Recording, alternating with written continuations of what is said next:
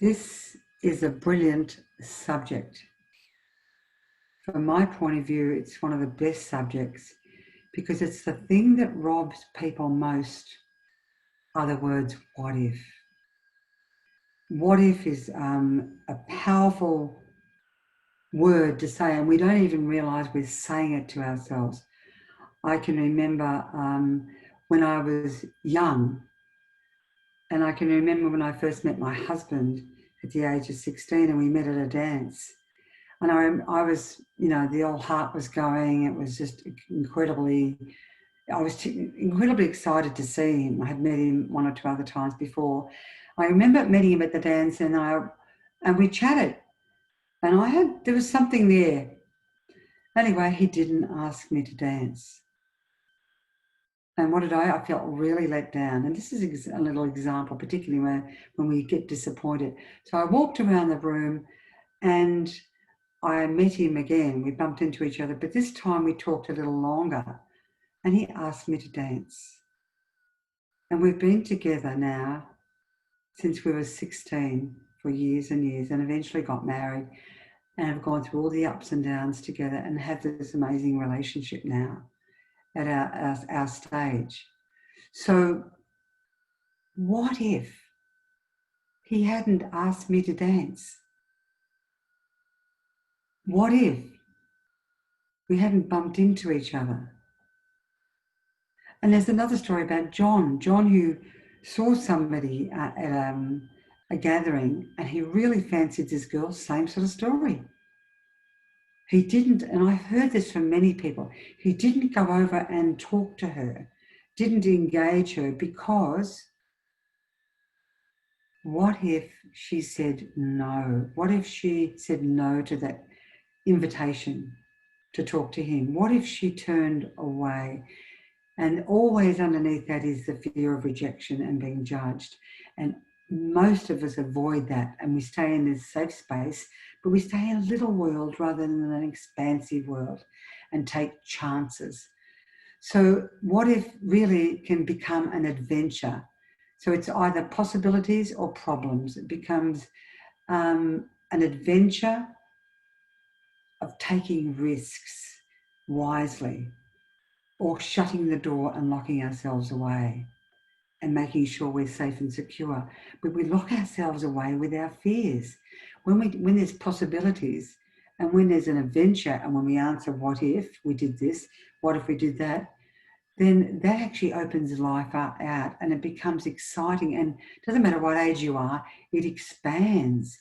But the key for me has been this, is to ask the wisdom and love and truth. It took me years to come to this space, but to ask wisdom and love and truth to go with me in that, what if I step out?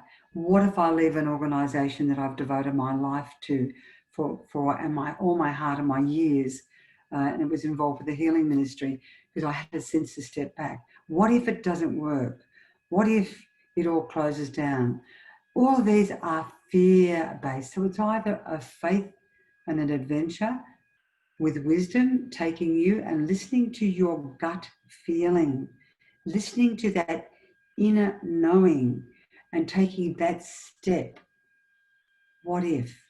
So many of us here have got what ifs, but where do they leave you? Down the path of faith, believing that somehow or other something will come to good, or do the what ifs go, oh, what if that happens again? I couldn't bear it again. I remember a lady who shared with me, she said to me, I'll never go away at Easter again. I said, why is that? She said, what if I have an accident?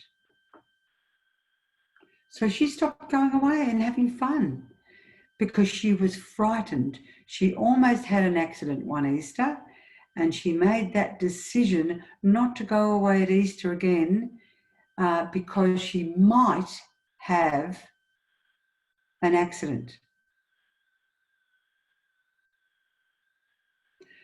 And I remember in Romans 8:28, I think if we live according to wisdom and love, we can take risks. We can step out. We can ask that person. We can follow our heart's desire. We can follow that dream. And the big thing is in following that dream is not to have a draft plan, not to hang on to that dream, that person, whatever, because what if they're not going to make you happy? What if they don't satisfy your soul? What if that career doesn't give you what you want? What if that money doesn't leave you fulfilled? I've heard of people with, a few $1,000,000 and they still want more because they're still not content and happy, because it's within us, deep down already is the place of where there is peace, love, a sense of being needed and wanted, and a piece of safety and security from that place of oneness, which I have discovered now because I actually faced my fears, walked through them with the Spirit of Truth again and again in those memories, and slowly but slowly there was a confidence, and that place of peace and light began to expand in my whole being. One of the things that I notice when I've been facilitating people for years is that when they come, I just say, so as a result of your life, tell me, what are you feeling? And I ask who they relate to, and often they relate to truth or love or wisdom. Some relate to Jesus, and they express their feelings because he shows them their feelings, because most people don't even know how they're feeling. And then also what they're believing. And then they have this amazing breakthrough. So all the fears, the doubts, the trauma, the shock, all those negative feelings dissolve as the truth comes in. And they say to me, this is extraordinary. I felt so dark and so heavy, and I feel so light. But they find it difficult to believe. They find it difficult to believe that it's true, because if for years they've had this fear, or for years they've had this doubt, or for years life has been hard, they can't believe it could change. How come it could be so easy to feel so bad and think so much? Usually it's about self-doubt and judgment and rejection of self. How come that could change so easily? And so I say to them, from 0 to 10, how do you feel now? And usually it goes down to about a 3. And I always know now, I said, look, is there any doubt there? And they say yes, because they can't believe that this could change so quickly. So I just say to them, then would you be willing just to let go of the doubt? Do not doubt, but believe, it says. And what you say will come to pass. That's in Mark 11:23. What extraordinary power you have and I have if we don't doubt. The other way of doing it is, what if we then went back and checked it out? I always say, go back and check it out with wisdom and truth, the Spirit of Truth. Take back that I'm not good enough, I'm a failure, it's my fault, I'm responsible. What if we took that? What if we took that fear where we felt powerless and hopeless and held it before the truth, the Spirit of Truth, and we just listened and asked for the truth to be revealed to us again and again and again whenever we feel wobbly, out of sorts, off center, when our relationships are breaking down? What if we did that and experience what these people did as they listen again and they hear that truth again? I don't say anything. I'll say, how do you feel, Nanaz? All gone. I am totally at peace. I feel secure, safe. I'm in the light rather than in the dark, and I feel more complete. And that completeness happens over a period of time. It is a journey, but it's a journey of facing our what ifs, possibilities rather than our what ifs, our fears. And we can face those, but it should always take us back to possibilities and freedom and truth. So don't let the what ifs, the doubts, trap you and stop you. If you make those decisions, your life becomes, as I said earlier, smaller and smaller.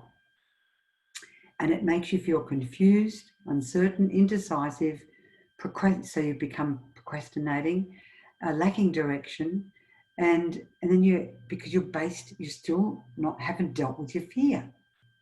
And most fears come from a fear of being rejected, judged, condemned, isolated, and made to feel alone and guilty and bad.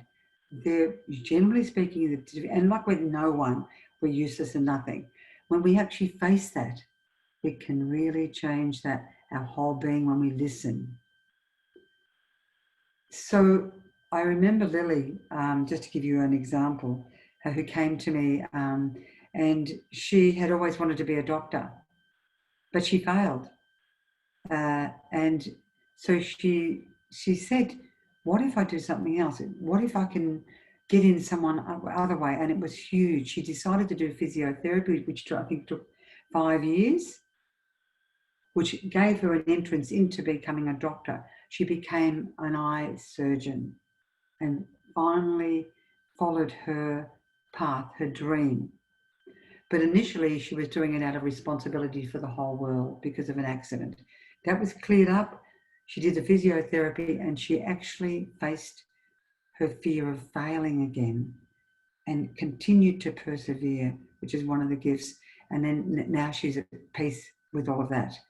So it was a magnificent story for me to watch her journey. There are other things like what if. I had a whole list of them in an article I've done on it, and you might have seen it in my book. So what if you faced your fears and experienced truth? What if it could lead you to freedom?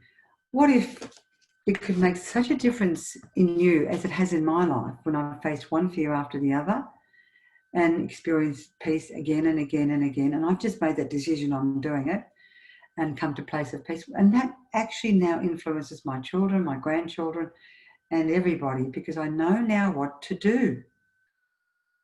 What if it could release the pain in your body? Because I don't know how many times we've gone into people's pain in their body and we've discovered it's a memory. And that memory, because our cells retain memories, as it says in The Biology of Belief with Bruce Lipton. And when we actually listen to those memories and the unresolved feelings and beliefs, and they experience light and truth, all the pain goes, absolutely dissolves. What if we then could attract good things into our lives, which is the next topic? How can we receive good things? Because usually we block them, or what's going on in our head blocks them, or our past blocks them. What if I changed my attitude and my expectations, and this changed my life? What if I learned how to free myself from stress, but with the guidance of a counsellor who is the one who created me, whenever I got stuck? And then what if that would lead me on a path of feeling lighter, freer, able to take risks and have an adventure, able to go and ask people that you're a bit nervous might reject you, follow your dream? What if you could face the deepest fears in your life and saw them dissolve? And then you could actually, like with my daughter when she almost died, and I was given the image when I faced my fear of her dancing in the daisies.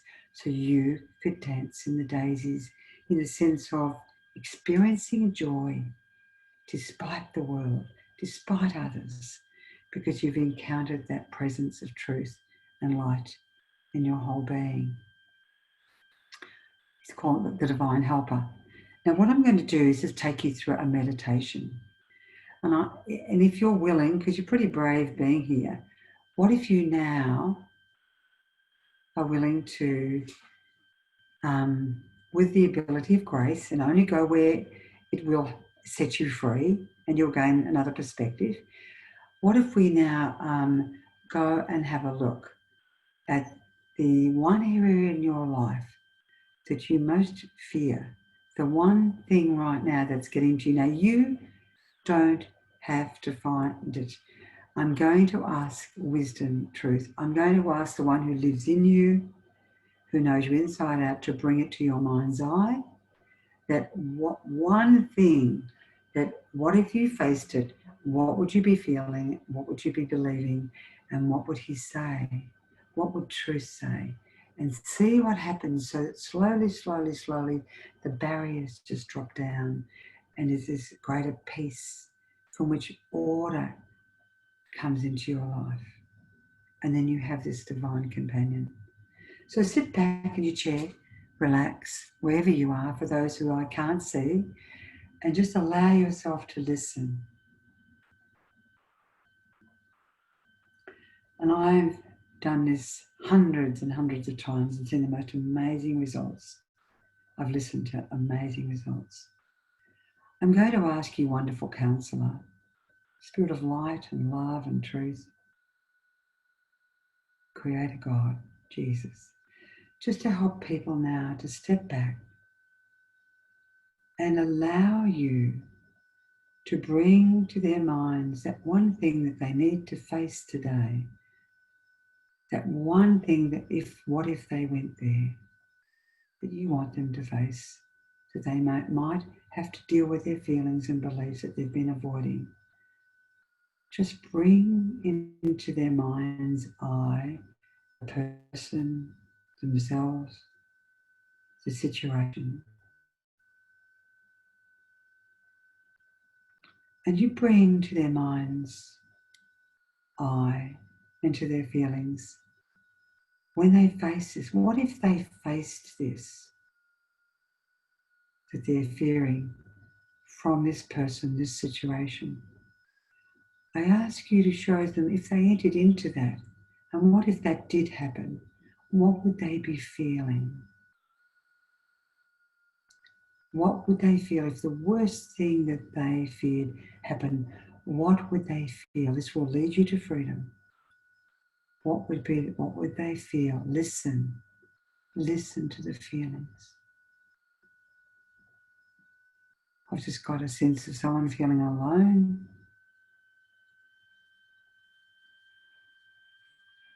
trapped. Allow yourself to feel those feelings. What if the worst thing that you could think of could happen? Show them their feelings. Devastated, destroyed. Whatever comes to you, acknowledge it, accept it. Feel it. We're facing it together. What if we just face that together, but with wisdom? And what if they faced that and they felt these feelings? What would you show them they would be believing and thinking about themselves or life? What would they think or believe about themselves or life? Listen. The first thoughts. You may feel blank and get nothing. You may feel empty and there's nothing there. That's part of, allow yourself to be there. It's part of you being separated from part of your memory. Just allow yourself to be there in that blankness, that darkness, the feelings of devastation, confusion. And what if you were there? What would they be believing, wonderful counselor? Just remind them now. What would they think if the worst thing happened? And acknowledge the beliefs that are coming up so that they can dissolve in a moment. Alone, it'd be your fault, even though you didn't understand. Useless, nothing. Whatever comes to you, hold that belief. And just now I'm going to ask you to watch and hold those feelings and hold those beliefs, because it is uncomfortable, but stay there. And I'm going to ask the wonderful, wonderful counselor through the love from Jesus on the cross to flow through everyone and lift from all of you. And I want you just to observe what's happening. All you do is observe and lift from everyone here. Everything that you've absorbed and taken on in your feelings and beliefs that actually weren't yours in the first place. Watch and observe and allow, lift it. Wonderful counselor, blow the breath of your spirit in there, of mercy and gentleness, and lift it from them and take it to your Son on the cross. Notice if there's been a shift or no shift. And just before you listen to the truth that will bring such freedom, just let go of now. I ask, what if they had judged themselves, criticized and judged themselves, others, or even you, Creator God? What if they just let it go now? What if that was just let go of? To acknowledge it, to speak it and let it go. Just feel what that feels like. Just letting go of all of that, expectations, judgments, hatred, revenge. Just acknowledge it, let it go. And now listen. This is honoring yourself. What if they listen to you now? Spirit of truth created the whole universe, wisdom and love. What would you say to them? What do they most need to hear? Listen to a sense, an image, a voice. Listen. Observe what it feels like to listen to truth, wisdom and love.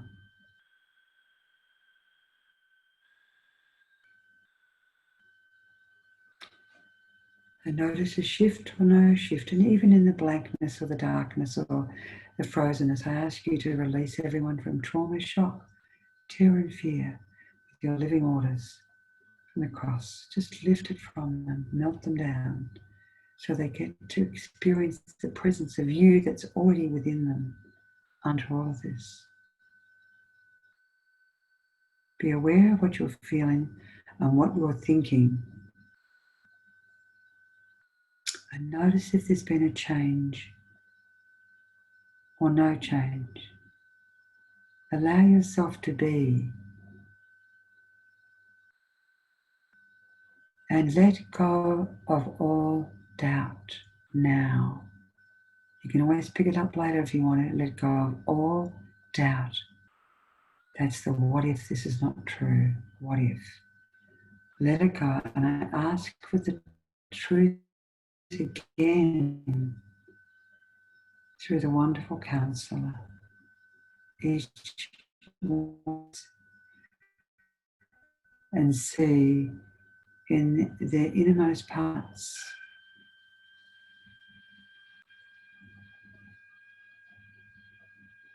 and notice if there's been a shift. Now notice it can be subtle, but it's your foundations often, and it can change, begin to change your life. Notice how you're feeling now. And for some of you, you will have had a real release and a breakthrough. For others, you may need the help of one of our facilitators, which we're delighted to do after 12 o'clock, or you can email us.